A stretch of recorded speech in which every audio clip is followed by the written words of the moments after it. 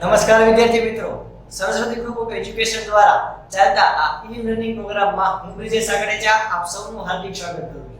આપણે ધોરણ 8 ની અંદર ચેપ્ટર નંબર 13 એટલે કે ધ્વનિ ચેપ્ટરનો આપણે અભ્યાસ કરતા હતા કે જેમાં આપણે ધ્વનિના અલગ અલગ ગુણધર્મો વિશે ભણ્યા. ધ્વનિ એટલે શું સમજ્યા, એનો આપણે રોજબરોજ ક્યાં ઉપયોગ કરીએ છીએ આપણે એની પણ ચર્ચા કરી. હવે ત્યારબાદ આપણે લાસ્ટ સેશનની અંદર આપણે ધ્વનિ વિશે ભણતા છેલ્લે આપણે કાન વિશે ભણ્યા હતા. મારા કાન વિશે નહીં, તમારા કાન વિશે નહીં, પણ માનવ કાન વિશે એટલે કે આપણા બધાયના કાન જે જનરલ કાનની રચના હોય એના વિશે આપણે ભણ્યા હતા. એટલે કે આપણું જે કાન છે કેવી રીતે અવાજ સાંભળે છે, આપણે કેવી રીતે બોલીએ છીએ મોઢા દ્વારા, આપણે એ પણ ગયા સેશનમાં આપણે જોયું. બરોબર, આપણે અમુક વિડિયો પણ જોયા હતા જેથી આપણને ખબર પડી કે આ જે સ્વર કાંટો છે, આ સ્વર કાંટો છે એ સ્વર કાંટાની અંદર બે સ્નાયુ આવેલા હોય કે જે ડિસ્કો કરતા હોય એટલે તો કે એક રીતે કંપન કરતા હોય, ધ્રુજતા હોય કે જેને લીધે આપણે બોલી શકીએ છીએ. આટલું ક્લિયર? અને હું બોલું છું તો તમે કેના દ્વારા સાંભળી શકો છો? કાન દ્વારા. ઓકે, આ કાન દ્વારા તમે સાંભળી શકો છો. તો એ જે કાન છે એ કાનની રચના કેવી છે અને એમાં ધ્વનિ કેવી રીતે આવે છે એ બધી આપણે ડિટેલમાં ચર્ચા કરી. ભૂલી ગયા? ચાલો એકવાર આપણે વિડિયો જોઈએ.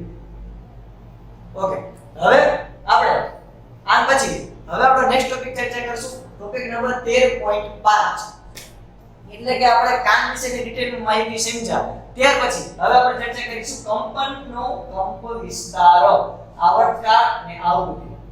પહેલા તો કે સાહેબ શું કહો છો કે ખબર ન પડી? કંપન એટલે પહેલા તો શું? અરે યાર, આપણે સૌથી પહેલા લેક્ચરમાં ભણ્યા હતા, યાદ કરો. આપણે ભણ્યા હતા કંપન એટલે ધ્રુજવું. ધ્રુજવું એટલે યાર હજી ખબર ન પડી. ધ્રુજવું એટલે તો કે ભાઈ કોઈ પણ એક સ્થાનની આસપાસ એટલે કે આજુબાજુ ઉપર નીચે તમે ગતિ કર્યા રાખો તો એને હું શું કહીશ? કંપન કર્યું કહેવાય. યાદ કરો કંપનની વ્યાખ્યા.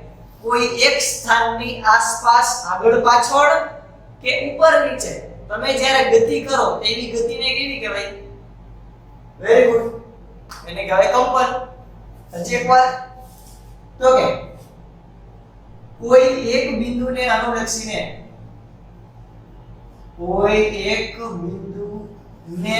અથવા તો કોઈ એક બિંદુની આસપાસ કે ઉપર નીચે આપણે ગતિ કરીએ ત્યારે એ પદાર્થ છે શું કરતો કહેવાય? કંપન કરે છે તેમ કહેવાય. શું કહેવાય? કંપન કરે છે તેમ કહેવાય. ફોર એક્ઝામ્પલ, માની લો કે માર્કર છે તો માર્કર રીતે જો આમ ગતિ કરે તો આ મારા એક બિંદુને એટલે કે મારા હાથને જો ધ્યાનમાં રાખી અને આવી રીતે આગળ પાછળ ગતિ કરે છે તો આવી ગતિને કેવી કહેવાય? કંપન કરતી ગતિ. એટલે કે આને કહેવાય આ પ્રકારની જ્યારે કંપન કરતો પદાર્થ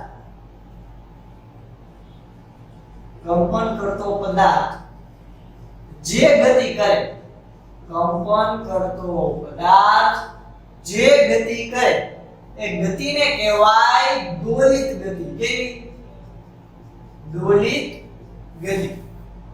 ઓકે, કંપન કરતો પદાર્થ જે ગતિ કરે એને દોલિત ગતિ કહેવાય. દોલિત ગતિ એટલે તો કે કોઈ એક બિંદુને અનુલક્ષી અને એની આગળ પાછળ કે આસપાસ જ્યારે કોઈ પદાર્થ ગતિ કરે એ પ્રકારની ગતિને આપણે શું કહેવાય? દોલિત ગતિ કહેવાય. ઓકે વિદ્યાર્થી મિત્રો, તો હવે દોલિત ગતિ પહેલા ખબર પડી આપણને કોને કહેવાય દોલિત ગતિ? તો કે કોઈ એક બિંદુને અનુલક્ષી અને પદાર્થ આગળ પાછળ કે ઉપર નીચે આવી રીતે કોઈ પદાર્થ ગતિ કરતો હોય તો એ પદાર્થ કેવી ગતિ કરતો કહેવાય? દોલિત ગતિ કરતો કહેવાય. પેલા તો ક્લિયર છે? ચાલો, એટલે આપણે કંપન એટલે સમજ્યા. આ કંપન કરતો પદાર્થ કેવી ગતિ કરશે? દોલિત ગતિ કરશે. કેવી? દોલિત ગતિ. પેલા તો આપણને ક્લિયર છે. દોલિત ગતિ વિશે આપણે ડિટેલમાં ચર્ચા કરી ગયા. દોલિત ગતિ. ચાલો, હવે આપણે કીધું છે કંપ વિસ્તાર. કોને કહેવાય કંપ વિસ્તાર? કોને કહેવાય આવર્તકાળ અને કોને કહેવાય આવૃત્તિ? આ આપણે ત્રણ વસ્તુ સમજવાની છે. કઈ તો કે એક તો છે આવર્તકાળ, એક તો છે આવૃત્તિ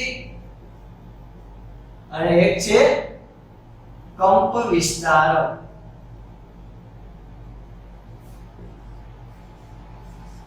આપણે આ ત્રણ વસ્તુ સમજવાની છે. જો વિદ્યાર્થી મિત્રો ખાસ યાદ રાખજો, આ તમને 8મા ધોરણમાં તમે ભણો છો એનો મતલબ એવો નથી કે આ જ ધોરણમાં કામ આવશે. બેઠે બેઠું આ ચેપ્ટર તમારે 9મા ધોરણમાં આવશે. બેઠે બેઠું આ જ ચેપ્ટર તમારે 9મા ધોરણમાં આવશે. દોલનો અને તરંગો એ ચેપ્ટરનું નામ છે. આ જ બેઠે બેઠું ચેપ્ટર તમારે 11-12 ધોરણમાં પણ આવશે જો તમે સાયન્સ લ્યો તો. એટલે આ ટોપિક હું એમ કહી શકું કે આ એક પાયો છે. ઓકે, તો પહેલા તો તમને આ વસ્તુ ખાસ ક્લિયર હોવી જોઈએ, કારણ કે ઘણા બધા વિદ્યાર્થીઓને આ ત્રણ વસ્તુઓ વચ્ચેનો તફાવત જ ખબર નથી હોતી. તો આપણે પહેલા તફાવત શું, આવર્તકાળ, આવૃત્તિ અને કંપ વિસ્તાર છે, આપણે એની ચર્ચા કરીએ. તો સૌથી પહેલા છે આવર્તકાળ, પછી છે આવૃત્તિ અને પછી છે કંપ વિસ્તાર. તો એના માટે જુઓ મારી પાસે એક સ્ટેન્ડ છે, આપ જોઈ શકો છો આપ સ્ક્રીન ઉપર. હવે એમાં જો મેં એક દોરી વડે અહીંયા એક નાના એવા ગોલકને લટકાડેલો છે, દેખાય છે? તો જો હવે આ સ્ટેન્ડ કેવું છે, તો કે ફિક્સ છે. જો આ સ્ટેન્ડ કેવું રાખી દીધું મેં, ફિક્સ. આ સ્ટેન્ડ મેં રાખી દીધું ફિક્સ. હવે તો કજો મારી આવી રીતે આમ કરી, આવી રીતે જો આમ ખેંચી, જો તમે જોઈ શકો, આને હું આવી રીતે આમ ખેંચી અને પછી મૂકી દઉં. જોજો ધ્યાનથી મૂકી દઉં. મૂકું 1 2 અને 3 જો મૂકી દીધું. તો જો આ પદાર્થ આ એક બિંદુને અનુલક્ષી અને શું કરે છે, તો કે જો દોલિત ગતિ કરે છે. એટલે કે પદાર્થ આ એક જ બિંદુને અનુલક્ષી અને આગળ પાછળ કે ઉપર નીચે ગતિ કરતો હોય તેની કેવી ગતિ કહેવાય? દોલિત ગતિ કહેવાય. તો જો આ દોલિત ગતિ કરે છે, જેમ આમ નીચે નીચે થાય રાખે, જો નીચે ગડાના નીચે ગડાના નીચે ગડાના રે. જો હવે આપણે શું કીધું તો કે આવર્તકાળ. આવર્તકાળ એટલે શું સમજો ધ્યાનથી. તો જો પહેલા તો આને આપણે દોલિત ગતિ કહેવાય, તમને ખબર પડી. આવી ગતિને કેવી કહેવાય? દોલિત ગતિ. જો છે આ એક જ બિંદુને અનુલક્ષીને એ પદાર્થ શું કરે છે? દોલન કરે છે. હવે આ દોલિત ગતિ થઈ એટલે કે પદાર્થ શું કરે, તો કે દોલન કરે છે. દોલન એટલે તો કે જો અહીંયાથી પદાર્થ આ મુકાશે, અહીંયાથી જાશે, ફરી પાછો આમ આવશે. તમે હિંચકા નથી થતા એના બગીચામાં જઈ, બસ ઈ જ. તો જો તમે અહીંયા જો અહીંયાથી દોલન કરવાની શરૂઆત કરી એટલે પદાર્થ અહીંયાથી આમ જશે જશે જશે ઠેઠ અહીંયા સુધી આવશે, ફરી પાછો આમ જશે, ફરી પાછો આમ જશે. તો જો અહીંયાથી પદાર્થ ગતિની શરૂઆત કરી હતી, અહીંયાથી પદાર્થ આમ ગયો, હિંચકા ખાતો ખાતો ખાતો ઠેઠ અહીંયા ફરી પાછો હિંચકા ખાય એટલે પાછા પોતાના મૂળ સ્થાને આવી ગયો, પાછો જે હતો ની આવી ગયો. ફોર એક્ઝામ્પલ મારી હિંચકા ખાવાની શરૂઆત કરું તો મેં હિંચકો ખાધો, ફરી પાછો આમ મારા મૂળ જગ્યાએ આવી ગયો. તો હું પાછો મારી મૂળ જગ્યાએ આવ્યો ને એને કહેવાય મારું મૂળ સ્થાન. એટલે કે હું ફરી પાછો એક જગ્યાએ આવી ગયો ને એને કહેવાય એક ડોલર. કેટલું કહેવાય? એક ડોલર. ડોલર ને વળી કે ડોલર કે પૈસા પૈસા, ડોલર ને ડોલર. ડોલર એટલે શું? જ્યારે કોઈ એક પદાર્થ એક સ્થાનેથી ગતિ કરી ફરી પાછો એ જ સ્થાને આવે, દોલિત ગતિ કરતો પદાર્થ એક સ્થાનેથી દૂર જઈ ફરી પાછો એ જ સ્થાને પાછો આવે તો એ સ્થાનને પદાર્થે એક દોલન પૂરું કર્યું કહેવાય. તો જો અહીંયાથી પદાર્થ જો ગતિ કરવાની શરૂઆત કરી ફરી પાછો અહીંયા આવે ને એક દોલન પૂરું કર્યું કહેવાય. જોજો આપણે ગણી કેટલા દોલન આ એક્સપેરિમેન્ટમાં કેટલા દોલન પૂરા કર્યા ને તમારે ગણતા જવાના. હું પણ ગણતો જઈશ, તમે પણ ગણતા જવાના. રેડી? ચાલો જોઈએ. 1 2 3 સ્ટાર્ટ. જોજો ધ્યાનથી. 1 2 3 4 5 6 7 8 9 10 11 12 13 14 15 16 17 18 19 20 21 22 23 24 25 26 27 28 29 30 31 32 33 34 35 36 37 38 39 40 41 42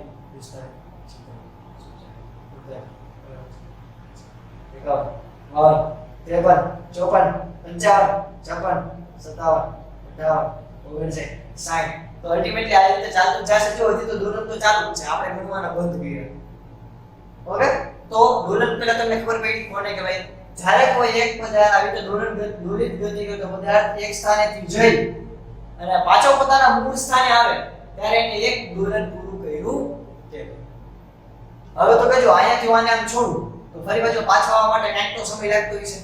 1 સેકન્ડ લાગતું હોય, બહુ સ્પીડમાં લાગતું હોય તો ફટાફટ થતું હોય ક્લિયર તો તમે ઘણી વાર જોયું છે કે આપણે મોટા મોટા વડલા હોય વડલા તમે ગામડે ગયા હોય ને ઓલા વડલામાં લટકાતા આમ હિંચકો ખાઓ પછી પાછા પોતાના મૂળ સ્થાને આવો તો કદાચ 2-3 સેકન્ડ થાય કે નહીં તો અલગ અલગ ટાઈમ લાગે કે ન લાગે આમાં જો બહુ ઓછો ટાઈમ લાગે આમાં જો 1 સેકન્ડ કરતા 1 સેકન્ડ જેટલો સમય લાગે આના કરતા નાનો દોલક હોય તેમાં ફટાફટ થાય એમાં 1 સેકન્ડ કરતા પણ ઓછો સમય લાગે અને બહુ મોટું દોલક હોય જેમ કે મેં કીધું કે આપણે વડલે આવી રીતે હિંચકો ખાતા હોય તો ઈ જે આખું દોલક હોય તેમાં આપણને થોડું વધારે સમય લાગે તો જેમ દોલક મોટું એટલે કે જેમ આવો હિંચકો મોટો એમ આપણે વધારે સમય લાગે એક દોલન પૂરું કરવા માટે અને જે હિંચકો નાનો એમ આપણે ફટાફટ દોલન પૂરું કરીએ તમે સિમ્પલ વિચારો આપણે નાના હતા ત્યારે આપણે નાના હિંચકામાં બી આપણે બાંધતા હોય નાનાની મારે મોટા હિંચકામાં બેસું આપણે મોટા હિંચકામાં શું કામ બેસતા કારણ કે એમાં ઝૂલવાની બહુ મજા આવે વધારે વાર લાગે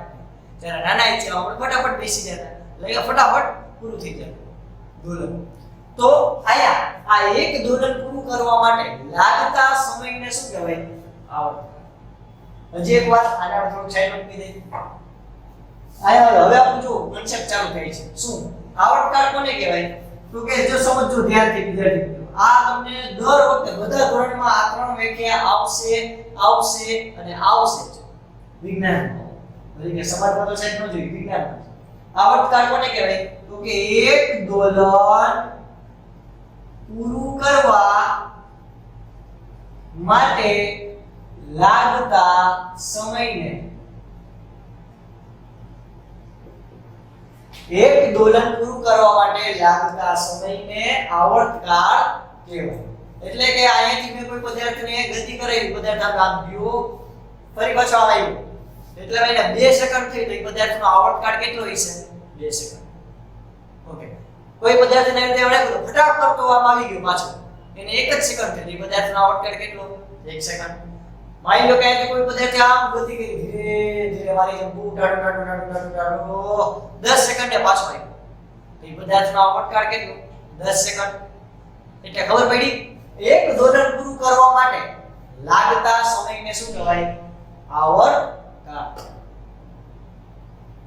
એક દોલન પૂરું કરવા લાગતા સમયને આવર્તકાળ ફોર એક્ઝામ્પલ જો અહીંયાથી હું શરૂઆત કરું છું જો દોલન કરાવું છું દોલન કરાવજો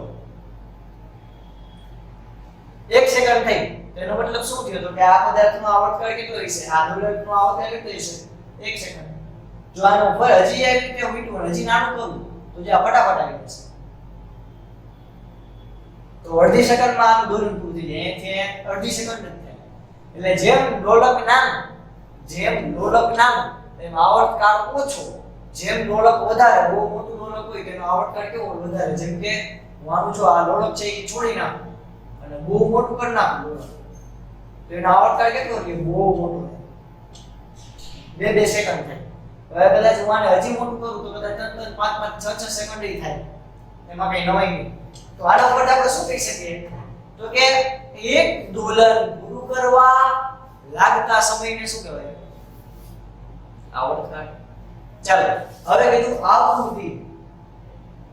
આવૃત્તિ કોને કહેવાય આવૃત્તિ કે જે ઇંગ્લિશમાં કહેવાય ફ્રીક્વન્સી શું કહેવાય હા તમે હેડ્યું ને આટલી ફ્રીક્વન્સી નો અવાજ તો જોઈએ તમે ઘણીવાર સાંભળ્યું હશે મોબાઈલમાં સાંભળ્યું હશે હેન્ડ ફ્રી હતા ત્યારે સાંભળ્યું હશે તો ફ્રીક્વન્સી એટલે શું સમજો તો કે 1 સેકન્ડમાં થતી દોલનોની સંખ્યાને 1 સેકન્ડમાં થતી દોલનોની સંખ્યાને આવૃત્તિ કહે છે એટલે કે જો આમ આપણે ટાઈમ ફિક્સ નહોતો રાખ્યો આમ આપણે દોલન ફિક્સ રાખ્યું કે એક દોલન પૂરું કરવા લાગતા સમયને આપણે દોલન ફિક્સ રાખ્યું કેટલું એક જ દોલન એટલે કે એક દોલન પૂરું કરવા લાગતા સમયને શું કહેતા હતા આવર્તકાળ આમાં એને કરતા ઊંધું આમાં આપણે સમયને ફિક્સ રાખી દીધું અને દોલન વેરિયેબલ માં આવી એટલે કે 1 સેકન્ડમાં થતી દોલનોની સંખ્યાને શું કહેવાય એની આવૃત્તિ 1 સેકન્ડમાં થતી દોલનોની સંખ્યાને આવૃત્તિ એટલે કે માની લો કે કોઈ ફટાફટ ગતિ કરે છે ફટાફટ આંદોલિત ગતિ કરે તો આ ફટાફટ ચાલશે એટલે કે 1 સેકન્ડમાં 5 થી 6 દોલન પૂરા કરી નાખશે 5 થી 6 વાર આમથી આમ થઈ જશે ક્લિયર અને જો જેની આવૃત્તિ ઓછી હોય તો એ બહુ ટાટું ધીરે ધીરે 1 સેકન્ડમાં ચાલતું હોય છે. એટલે કે 1 સેકન્ડમાં થતી ડોલનોની સંખ્યાને શું કહેવાય? એની આવૃત્તિ. અને આમાં એક દોલન પૂરું કરવા માટે લાગતા સમયને શું કહેવાય? એનો આવર્તકાળ. બેમાં ખાસ કન્ફ્યુઝન ન થાય, ખાસ ધ્યાન રાખજો. ઓકે વિદ્યાર્થી મિત્રો, એક દોલન પૂરું કરવા માટે લાગતા સમયને કહેવાય આવર્તકાળ, અને 1 સેકન્ડમાં થતી ડોલનોની સંખ્યાને શું કહેવાય? એની આવૃત્તિ. ફોર એક્ઝામ્પલ જો હું અત્યારના હવે ટાઈમ દોડું તો મેં 1 સેકન્ડમાં કેટલી વાર મારો હાથ આમ કર્યો, એને હું શું કહીશ? આવૃત્તિ. ક્લિયર? 1 સેકન્ડમાં થતી ડોલનોની સંખ્યાને કહેવાય આવૃત્તિ. એને શું કહેવાય? આવૃત્તિ. ઓકે, હવે તો કે આપણે આ બધાના એકમ જાણી લીધું. તો જો આ આવર્તકાળ છે, આવર્તકાળ એટલે એક પ્રકારનો સમય થયો. તો સમયનો એકમ છે સેકન્ડ. શું છે? સેકન્ડ. સમયને કેવા માપવામાં આવે છે? સમયનો ઇન્ટરનેશનલ એકમ કયો છે? સેકન્ડ. કયો? સેકન્ડ.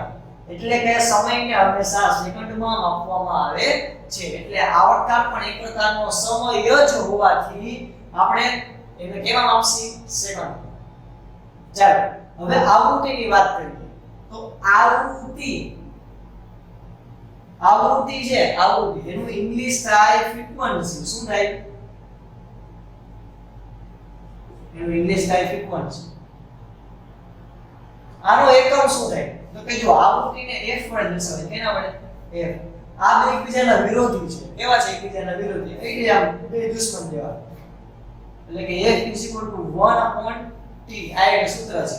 f એટલે આવૃત્તિ, 1 એટલે 1 અને t એટલે આવર્તકાળ. આવર્તકાળને t વડે દર્શાવાય. કેના વડે? t વડે. એટલે કે આ સૂત્ર છે ફ્રીક્વન્સીનું સૂત્ર. તમારે ફ્રીક્વન્સી માપવી હોય તો કેમ માપશો? તો કે 1/છેદમાં પદાર્થનો આવર્તકાળ લખી નાખો ને એટલે તમને ફ્રીક્વન્સી મળી જાય.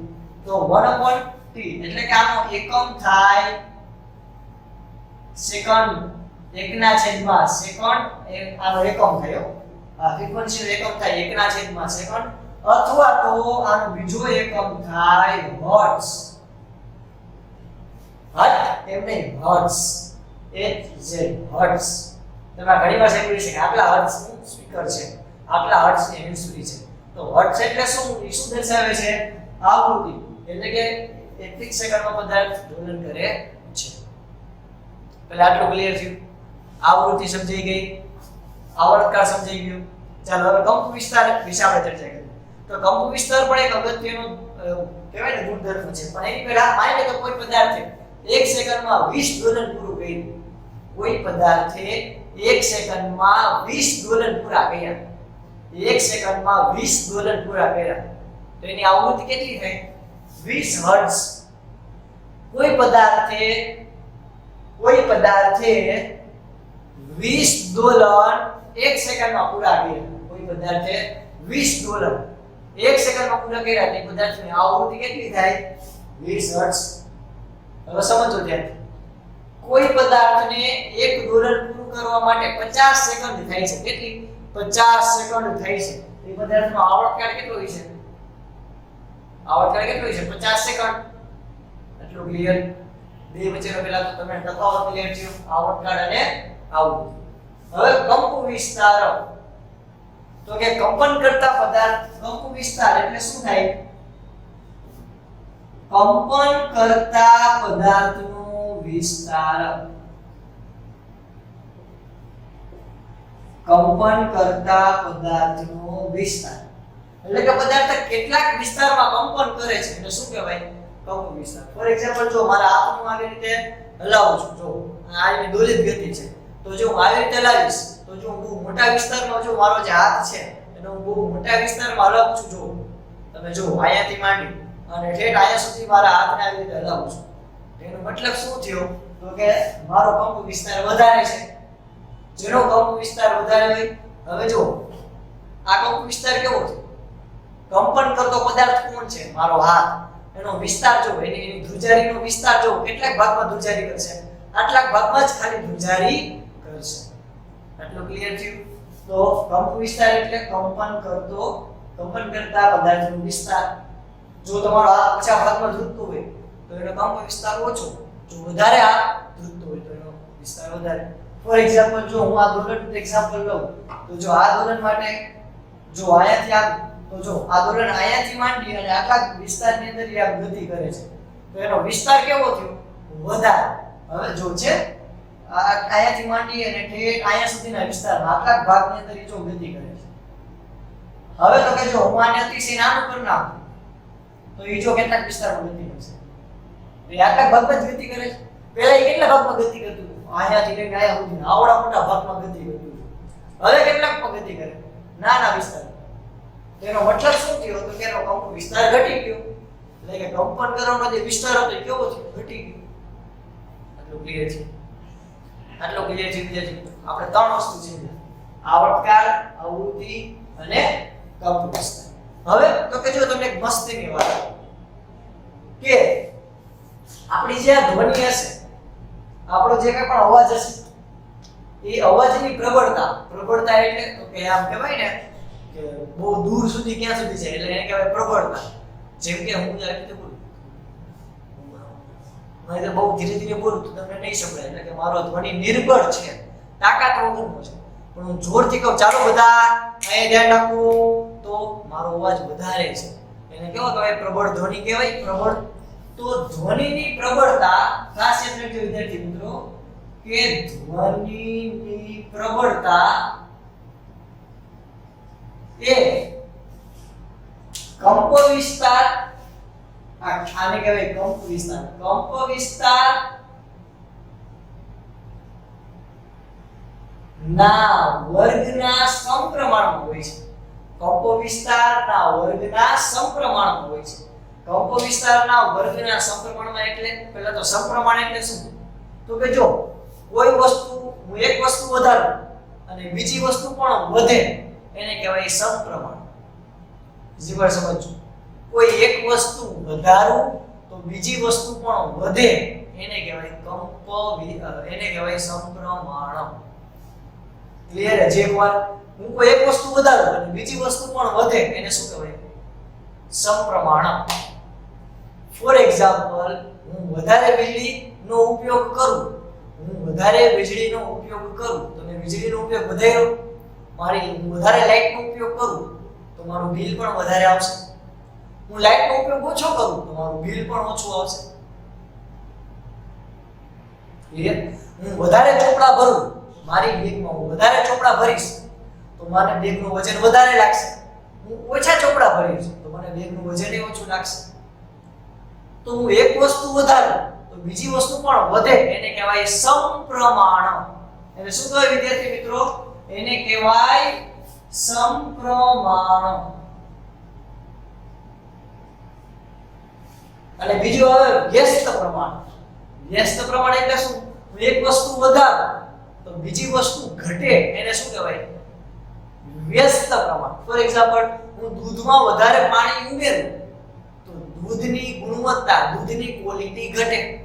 તો મેં પાણી વધારે ઉમેર્યું તો દૂધની ક્વોલિટી કેવી થઈ? ઘટી. આને હું શું કહીશ?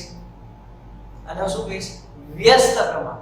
અહીંયા આપણે કેવું જોશી? સમપ્રમાણ. એટલે કે ધ્વનિની પ્રબળતા એટલે કે તમારી ધ્વનિની તાકાત એ કંપ વિસ્તારના વર્ગના સમપ્રમાણમાં હોય છે. કંપ વિસ્તારના વર્ગના સમપ્રમાણમાં એટલે કે તમે તમારા પદાર્થનો કંપ વિસ્તાર વધારો, તમે પદાર્થનો કંપ વિસ્તાર ખૂબ જ વધારી દો તો એની ધ્વનિ પણ ખૂબ જ વધી જાય, એટલે કે બહુ દૂર સુધી સંભળાય. ફોર એક્ઝામ્પલ હરણ હોય, હરણ આવી રીતે આમ ગરજે તો હરણનો અવાજ આખા જંગલમાં સંભળાય. એટલે સિંહ ગરજે તો એનો અવાજ દૂર સુધી સંભળાય. તમને ખબર જ હશે કે સિંહની જે ત્રાળ હોય એ 1.5 કિલોમીટર થી 3 કિલોમીટર સુધીમાં સંભળાય. તો વિચાર કરો કે કેવડી મોટી ગર્જના કરતા હોય છે સિંહ. તો એનો મતલબ શું થયો? તો કે જેમ કંપ વિસ્તાર વધે એમ પ્રબળતા વધે, એટલે કે એમ તમારો ધ્વનિ વધારે તાકાતવાન થાય. એટલે કે તમારા જે અવાજના તરંગો છે જેમ વધારે વાર ધ્રુજશે, જેટલા મોટા વિસ્તારમાં ધ્રુજશે એમ તમારો ધ્વનિ બહુ દૂર સુધી જશે. એટલે હજુ આટલું વિદ્યાર્થી મિત્રો. ચાલો આના ઉપરથી આપણે શું કહી શકીએ? કે જો આના ઉપરથી હું તમને અમુક વસ્તુ તમે કોષ્ટકમાં જોવો તો આપણને ખબર પડશે. હું અમુક વસ્તુ તમને કહી શકું. જેમ કે આપણો જે સામાન્ય શ્વાસિક છે, બરોબર, આપણું સામાન્ય શ્વાસ એની ધ્વનિની પ્રબળતા કેટલી છે તો કે 10 ડીબી. ડીબી એટલે તો કે એનો મતલબ થાય ડીબી, જો એવું લખેલું છે. ડીબી એટલે ડેસિબલ. શું થાય? ડેસિબલ. તમારે આજનું હોમવર્ક શું છે તો કે તમારે કોઈ તમારી હેન્ડ્સ ફ્રી સ્પીકર કે ટીવી કે કોઈ પણ એવું કોઈ કે જે મ્યુઝિકને લગતી ઇન્ફોર્મેશન આપી ત્યાં તમારે જોવાનું છે તમારા ટીવી, હેન્ડ્સ ફ્રી કે એરપોર્ટ્સ કે કોઈ પણ તમે કયો તો એ કેટલી ફ્રીક્વન્સી ઉત્પન્ન, એની આવૃત્તિ કેટલી છે અને એ કેટલા ડેસિબલ સુધી અવાજ તમે એમાં ઉત્પન્ન કરી શકો છો, એટલે કે તમે સાંભળી શકો છો. એ હેન્ડ્સ ફ્રી વર્ડ. આટલું ક્લિયર? ઓકે. પહેલું કીધું સામાન્ય સમજ, શ્વાસ લઈ. તો જો એકવાર શાંતિથી અનુભવ કરો. આપણને કઈક અવાજ સંભળાશે, આપણા શ્વાસ અંદર આવે એનો અને શ્વાસ બહાર છોડીએ ત્યારે તમને અવાજ સંભળાશે. એ કેટલો હોય છે? 10 ડીબી, એટલે કે 10 ડેસિબલ. ત્યારબાદ છે એ ફુસફુસ. ફુસફુસ એટલે કામ છે. લેડીઝમાં એવું વધારે હોય, એટલે કે એવી જે અવાજ હોય એ અવાજની અહીંયા તાકાત હશે 30 ડીબી, એટલે કે 30 ડેસિબલ. ઓકે. આપણે સામાન્ય વાતચીત કરીએ તેના હું બોલું છું તમે સાંભળો છો, એ આપણે નોર્મલ વાતચીત કરીએ એમાં 60 ડીબી નો અવાજ, એટલે કે 60 ડેસિબલ નો અવાજ આવતો હોય, એટલે કે એની પ્રબળતા કેટલી હોય? 60 ડીબી. ઓકે. ત્યાર પછી ટ્રાફિકમાં એમાં જો હોરન વાગતા હોય એવું બધું થતું હોય તો એનું જે પ્રબળતા છે ધ્વનિની કેટલી? 70 ડેસિબલ સુધીની હશે. અને સરેરાશ ફેક્ટરી હોય, બહુ મોટી મોટી ફેક્ટરી, મશીન અવાજ આવતો અવાજ આવતો હોય તો એ 80 ડેસિબલ સુધીનો અવાજ હશે. તો આ વધારે કહેવાય ને અવાજ છે આપણા માટે કેવું છે? નુકસાનકારક છે. આટલું ક્લિયર છે? ધ્વનિ જેમ વધારે પ્રબળ એમ એનો કંપ વિસ્તાર વધારે, જેમ ધ્વનિ નિર્બળ વિસ્તાર ઓછો. આટલું ક્લિયર છે? ઓકે વિદ્યાર્થી મિત્રો, ચાલો ફટાફટ આ બોર્ડ ઉપર જે વસ્તુ છે ફટાફટ બધા નોંધી લો. ઓકે. આ સુધી રાખીએ છીએ. તમારે આજે જેટલું કરેલું છે બધું તમારે તમારી પાકી બુકમાં અને નોટબુકમાં બેમાં એક એક વાર લખવાનું છે. જય ભારત, જય હિન્દ.